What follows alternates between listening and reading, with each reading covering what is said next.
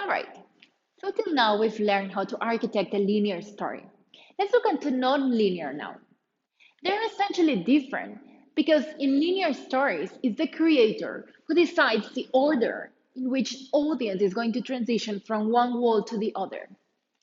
But in nonlinear stories, the audience is actually able to roam around freely and they can change from one world to another at its own discretion.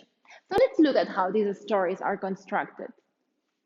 Here we have a visual representation of what a nonlinear story will conceptually look like.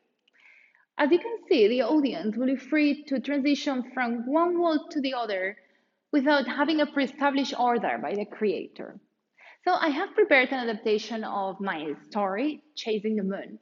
But in this case, the narrative has nothing to do, and it actually, the whole story will happen in the 49ers stadium, so not only in the pitch, we will also be able to transition to the fitting rooms and to the sportscasters room, and so on.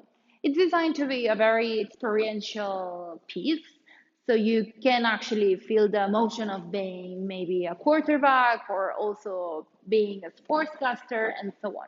It could actually be a good multiplayer experience. So let's look into how I build this. So how to build this story? Let's start for the first wall. In that case, the first wall is the same. I am standing in the pitch and I am also a sports photographer. So the actions that I am allowed to do are also look through my camera, watch Mike taking pictures. So Mike is not anymore a main character, it's just one of the other sports photographers that are there along with me. Then I can also walk to the sports character space and I can also walk to the fitting room. These two last actions will actually be my connections to transition to other worlds. So let's look what happens if I walk to the fitting rooms. In the fitting rooms is where the players are at that moment. They will always be there when I transition to that wall, and I can explore the fitting room. I can also listen to the players. I can walk back to the field, but I can also walk into the match and be a quarterback. So here is when you will have a nice experience being part of that match, not being anymore a sports photographer. Then, and instead of going to the fitting room, I had gone into the sports card space.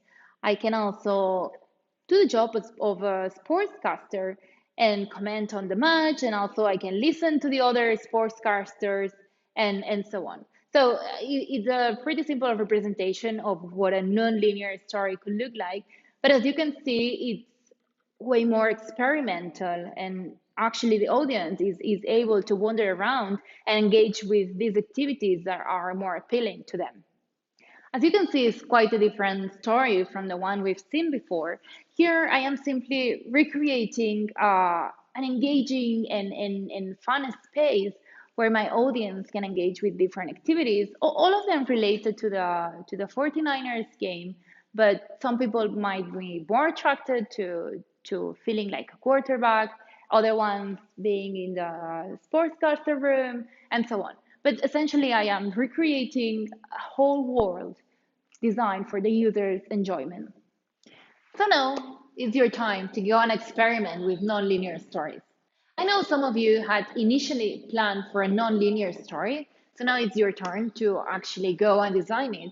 And for those of you who did design a linear story, maybe you can think of an adaptation of the story into non-linear one, and then you can compare and see which one you like better. So thank you so much, and I see you in the last chapter.